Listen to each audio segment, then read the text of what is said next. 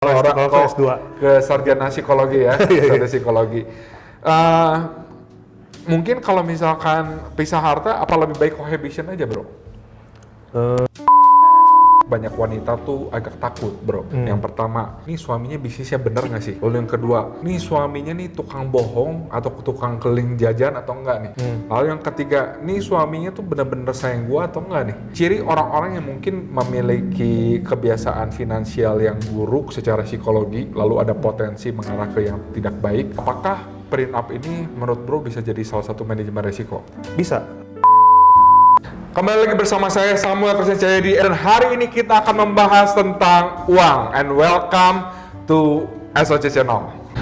Nah, ini ada satu isu yang kalau kita bahas, contohnya nih ya, sekarang premarital agreement. Lalu kalau gitu ada pemikiran orang-orang ini ya, ini bukan saya pribadi tapi ada pemikiran orang-orang. Gimana kalau misalkan kalau kita cohabitation nih bro? Karena cohabitation nggak ada urusan nyatu harta, lalu juga nggak ada urusan untuk nanti gono gini, lalu anak segala macam sampai pengadilan capek kan. Udah aja dibagi dari awal jelas gitu. Uangnya dibagi jelas, anak dibagi jelas, lalu orang tua juga dibagi jelas gitu. Semuanya dibagi jelas gitu bro. Gimana menurut bro? Mungkin secara moral belum ya di Indonesia ya, belum bisa. Tapi mungkin ke depan dengan perkembangan mungkin bahkan banyak yang kayak gitu ya. Gitu ya, sebenarnya sih mending kayak gitu aja ya, maksudnya lebih fleksibel kan, terus juga tidak ada legalitas juga kan gitu. Ada legalitas ya. Cuma kalau dari mental health mungkin ya akan pengaruh banget sih buat anak gitu.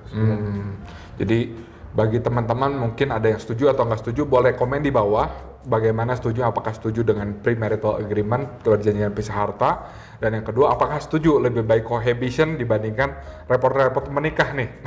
Silahkan komen di bawah teman-teman, boleh like, jangan dislike ya, like aja teman-teman, tapi komen di bawah. Silakan kalau misalkan mau cerita pengalaman dan sebagainya. Bro nih, pengen nanya mungkin tentang isu-isu kan selain harta tahta wanita gitu ya, para pria kan harta tahta wanita. Nah kita bicara tentang seks nih bro. Seks di luar nikah sama seks di dalam pernikahan beda atau sama nih bro? Ya pasti beda dong. Di dalam psikologi juga sama ya? Ya, apalagi kan kita tinggalnya di negara timur ya. Negara timur ya? Ya, dimana ya seks di luar nikah itu ya salah gitu kan, tabu gitu. Makanya kita untuk memulai pernikahan dengan sebelumnya kita seks bebas dulu gitu, misalnya gitu kan. Akhirnya kita menikah karena misalnya hamil duluan gitu, ya pasti kita akan memulai pernikahan dengan perasaan yang salah gitu kan. Betul. Ya tapi tergantung ya penyelesaian masalah antar dua pasangan ini. Cuman ada beberapa pandangan dari luar kan, contohnya, kalau kita mau beli mobil aja, apalagi mobil yang mahal, ada test drive-nya tuh bro.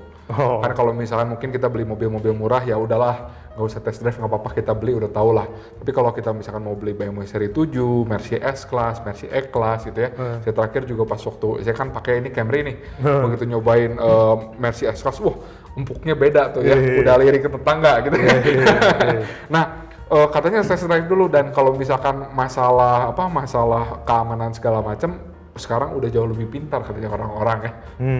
Nah, menurut bro, ini kaitannya dengan premarital agreement dengan perjanjian pisah harta, ada kemiripan dan secara mental health ini sama nggak nih bro? Ya, kalau misalnya masalah tadi kan seksual, kalau test drive sih saya pikir jangan lah ya. Oh jangan ya? Jangan ya. Mungkin kalau hal yang lain boleh gitu, tapi kalau seksual kayaknya bahaya. Terus saya takutnya kan ada hal yang bukan diinginkan, tapi tidak diinginkan gitu. Tidak diinginkan ya. Gitu. Nanti malah repot sendiri konfliknya nanti. Nah kalau misalkan gini sih, kalau misalkan kita, ini ada mirip juga sama perjanjian pisah harta gitu kan. Jadi mencegah kan istilahnya gitu. Kan kalau mobil tadi kan test drive kan supaya kita bisa mencegah beli atau jadi beli gitu kan.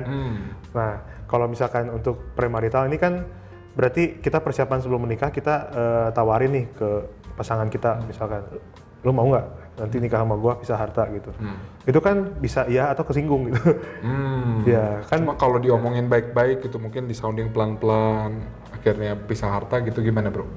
Ya kembali lagi kita bisa melihat juga ya, kan kita, makanya saya setuju sih pacaran itu ya, maksudnya jadi ya mungkin ada yang pacaran buru-buru atau gimana gitu, tapi kalau saya setuju kita pacaran harus kenal banget lah sama pasangan kita gitu. Jadi ini mumpung ada psikolog, buat psikolog ya, mungkin yang pernah belajar psikologi, berapa lama nih untuk teman-teman anak muda pacaran, durasi yang paling tepat dan pas? Waduh, kalau ditanya yang pas tuh gimana tuh mungkin bingung ya. Mungkin tergantung intensitas kali ya. Intensitas. Kalau misalnya ketemu seminggu sekali atau seminggu 2 kali nih, menurut bro gimana? Ya mungkin perlu waktu cukup lama ya kalau mau saya gitu. Supaya kita, ya itu tadi kenapa akhirnya bisa perjanjian pisah harta itu, ya kita juga lihat kan kepribadian pasangan kita gitu. Apakah dia soal keuangan akan menjadi masalah, jadi isu atau gimana, mungkin bisa dipertimbangin gitu. Tapi ya tergantung, ya itu kan untuk pengenalan itu kan butuh waktu yang cukup gitu. Yang cukup itu ya tergantung lagi apakah intensitasnya tinggi. Kalau misalkan dulu saya waktu pacaran kan lumayan tuh tiap hari ketemu kan karena satu kampus, satu kampus. Terus juga memang tipe pacarannya memang lebih sering ketemu gitu. Makanya dalam waktu 4 tahun udah kita lihat pasangan kita. Dan saya lihat istri saya sih nggak ada gitu untuk masalah isu keuangan nanti akan membahayakan gitu. Ya itu ya nggak tahu kalau kebalik ya. Tapi enggak lah ya. Ya. Tapi kita bisa lihat gitu kepribadian istri kita, kepribadian calon suami kita. Gitu kalau kita rasa dia tidak ada potensi untuk isu keuangan, saya rasa sih mungkin nggak perlu lah ya. Atau misalkan ada potensi isu keuangan, mungkin ya bisa aja kita tawarin perjanjian pisah harta gitu untuk kebaikan bersama. Ya. Dan juga belum tentu mau gitu sekali lagi. Kalau gitu ngapain menikah, betul kan ya bro ya? Ya pokoknya gitulah. Pokoknya semua harus kita lihat dari banyak aspek gitu. Ya, jadi ibaratnya kalau kita struck sama semua tapi nggak struck sama keuangan, lebih baik menikah atau nggak kata bro? Kalau bisa ditoleransi. Kan kita punya pasangan itu selalu kita lihat apakah dia masih di batas toleransi kita gitu. Kalau dari pacaran memang sudah di luar batas toleransi kita ya jangan menikah gitu. Betul. Kalau isu keuangan masih bisa toleransi, misalnya dia hanya pelit aja gitu, ya mungkin menurut saya ya bisa toleransi ya, silakan. Ya. Jadi buat teman-teman nanti kita akan bahas tentang deal breaker dan non deal breaker tapi dari sisi keuangan ya. Kita nantikan nanti di podcast selanjutnya. Nah, mumpung sekarang kita ada seorang bisnismen, seorang musisi, dan seorang yang mendalami juga ilmu psikologi, kan pasti lebih banyak berpikirnya dari sisi otak kanan nih bro ya. Dari perasaan, kreativitas, lalu ngeliat orang juga lebih ke people, segala macam gitu ya. Mungkin kalau untuk orang-orang yang tipenya people skill, orang yang relational, mungkin agak sedikit tersinggung ya kalau misalkan disodori perjanjian pisah harta ya. Tapi kalau orang yang task oriented mungkin agak kebalikan ya. Betul. Ya, jadi ini kita balik lagi kembali kepada personality kita masing-masing. Betul. Nah, kita akan bahas dari sebelum menikah. Sebelum menikah ya. Jadi tadi kita bahasin dari sisi yang udah married. Nah, sekarang kita akan bahas untuk teman-teman yang belum menikah nih. Tadi sempat bahas melakukan seks di luar hubungan pernikahan. Nah, sekarang untuk teman-teman yang belum menikah tentang perjanjian pisah harta gimana nih bro? Ya itu kembali lagi kita lihat kepribadian. Pertama ya, kepribadian pasangan kita. Kita kan bisa melihat gitu, ini memang dia ada isunya apa gitu. Apakah isu keuangan atau yang lain gitu ya. Nah itu, jadi sebelum menikah memang perlu matang-matang lah gitu kan. Terus ya kalau secara finansial yang lebih mendalam mungkin saya lebih ngerti ya gitu. Terus sama-sama belajar bro ya. Ya. Terus kemudian juga ya itu pasti ada pihak yang bisa aja kesinggung gitu kan. Karena kan secara nggak langsung kita dari awal sudah bilang bahwa ya istilahnya kasarnya lo nggak punya akses gitu untuk aset dan harta gua gitu kan. Gitu. Mungkin untuk beberapa orang akan menyinggung dirinya dan juga keluarga dong, bener nggak? Betul. Emangnya kita mau ngambil aset kamu gitu kan, misalnya gitu, misalnya gitu kan. Itu aja bisa jadi potensi keributan gitu. Betul. Jadi menghindari potensi keributan yang tidak perlu ya. Nah ini mumpung ada ada Bro Hendike nih. Saya mewakili daripada para wanita di sini. Saya pengen tanya nih, kan banyak wanita tuh agak takut, bro. Yang pertama, nih suaminya bisnisnya bener nggak sih? Lalu yang kedua, nih suaminya nih tukang bohong atau tukang keliling jajan atau enggak nih? Lalu yang ketiga, nih suaminya tuh bener-bener sayang gua atau enggak nih? Nah, secara psikologi dan dari pengalaman bro nih, kalau boleh tahu nih, dari ilmu grafologi segala macam, ciri orang-orang yang mungkin memiliki kebiasaan finansial yang buruk secara psikologi, lalu ada potensi mengarah ke yang tidak baik, lalu yang kedua mungkin di luarnya mungkin banyak keliling-keliling dan sebagainya gitu ya, lalu yang ketiga juga ini bisnisnya tuh sangat jadi berani banget, berani ambil resiko banget dan sebagainya. Nah, Gimana menurut Bro Hendike? Ya, jadi sebagian udah saya bilang ya. Iya. Maksudnya ada risk taker ya. Iya. Ada orang yang berani gitu mengambil risiko tinggi gitu ya. Ya itu mungkin salah satunya ya. Walaupun ya mungkin orang seperti itu juga punya kecenderungan berhasilnya tinggi kan.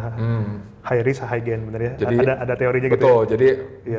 berhasil banget, gagal banget ya. Ya, nah yang kedua mungkin selain risk taker, mungkin dia juga perlu kita lihat juga dia punya plan nggak gitu kan, gitu soal manajemen resikonya gitu. Manajemen resiko. Ada nggak gitu kan setelah dia berani mengambil resiko itu ada manajemen resiko nggak? Nah menurut saya orang yang keuangannya isunya akan ke depan feature-nya bagus itu yang punya manajemen resiko. Jadi bukan asal berani tapi ada pertimbangan. Gitu. Nah, apakah prenup ini menurut Bro bisa jadi salah satu manajemen resiko? Bisa. Nah itu kalau misalkan memang kita punya calon pasangan yang potensi keuangannya buruk. Misalnya contoh tukang utang misalnya gitu kan, atau suka foya-foya misalnya gitu kan, atau misalnya tadi berani ambil resiko terlalu tinggi tapi tanpa manajemen resiko. Nah itu mungkin kita bisa melindungi diri kita dengan itu. Tapi sekali lagi lebih baik kalau memang kita nggak sanggup, jangan menikah lah gitu. Daripada kita perjanjian pisah harta pun nanti kan kita akan bersama-sama dengan orang itu kan selamanya gitu. Jadi kalau misalnya saya tarik garis benang merah sebagai seorang financial planner, mungkin solusi untuk misalkan pandangan Bro Hendike nih ya, apa lebih baik kalau misalnya kita pas waktu mau menikah kita bicara baik-baik dengan pasangan, tapi hartanya tetap nyatu nih. Tapi ketika pas waktu misalkan sang suami atau sang istri ingin berbisnis yang dengan resiko yang besar, baru membuat perjanjian saat pernikahan gitu ya, namanya marital agreement gitu. Bagaimana Bro? Ya, ini opini pribadi berarti. Opini pribadi ya. Jadi di luar dari segala teori dan segala macam, saya sih lebih baik kita bersama lah. Bersama ya. Ya, dan belum tentu kan salah satu pihak juga setuju gitu. Ya kalau memang kita akan menjalani sesuatu yang besar gitu, lebih baik dibicarakan dulu lah gitu maksudnya. Dan kita akan melaluinya bareng-bareng karena kalaupun kita pisah harta gitu, tapi kan tetap yang tadi saya bilang di awal, nanti istri atau suami Anda ya tetap gitu akan merasakan dampak dari yang sedang Anda kerjakan gitu kan, entah stresnya, entah misalkan pressure-nya, walaupun tidak secara materi, tidak secara ekonomi, tapi kan secara mental tetap terganggu gitu kan. Gitu. Jadi menurut saya sih segala satu lebih baik bersama lah gitu. Tapi memang maksudnya ada pertimbangan juga ya untuk melindungi anak dan istri kita, mungkin lebih baik pisah harta. Ya itu mungkin kembali lagi tergantung gitu. Jadi kalau misalnya dari opini saya pribadi lebih baik semua bersama gitu kan. Ya dibicarakan, mendingan kita melakukan langkah pencegahan gitu daripada sudah lanjut. Ya, maksudnya jadi kalau susah-susah bareng tapi sebelumnya melakukan pencegahan juga gitu. Jadi kalau memang istri nggak setuju karena terlalu berisiko ya lebih baik jangan dulu gitu. Betul. Iya. Jadi sebelum kita menikah kita perlu melihat, kita perlu menimbang-nimbang resiko seperti kita melakukan investasi. Kalau kita suka dengan high risk, pilih saham. Tapi kalau misalnya kita apalagi saham gorengan, tentunya memang untungnya akan besar, tapi tingkat kerugiannya pun, chance untuk meruginya pun cukup tinggi. Jadi buat para pengusaha, para orang-orang yang senang konvensional, boleh pilih obligasi, misalkan boleh pilih properti dan sebagainya. Properti pun kalau misalkan properti yang digoreng itu ya, sekarang agak susah jual tuh bro ya. Iya. Jadi semua pasti ada resiko dan sebelum kita menikah lebih baik kita bicarakan itu dan tentunya konsultasikan dengan SOC Financial di Bandung di Jalan Surya Sumantri atau di Jakarta juga bisa dan boleh kunjungi websitenya di www.spiritofchange.id. Dan terima kasih sekali lagi kepada Bro Hendike pada hari ini sudah datang ke studio kami. Teman-teman buat yang mau follow Instagram boleh follow di atas, ada Instagramnya Bro Hendike @hendikeyauden ya, Yauden ya, underscore Yauden itu apa tuh bro? Ya, itu marga lah ya. Itu marga, oke. Jadi di situ misalkan ada yang lagi penat segala macam, langsung dengerin lagu saksofonnya langsung luluh gitu artinya. Dan boleh follow Instagram saya juga @samuelcahyadi. Oke teman-teman, jangan lupa like, comment, share, and subscribe. Komen pendapat teman-teman, apa yang menjadi concern teman-teman, bagaimana pendapat teman-teman tentang prenup, tentang perjanjian pisah harta. Sampai ketemu lagi di podcast selanjutnya. Jangan lupa sekali lagi like, comment, share, and subscribe. Bye-bye.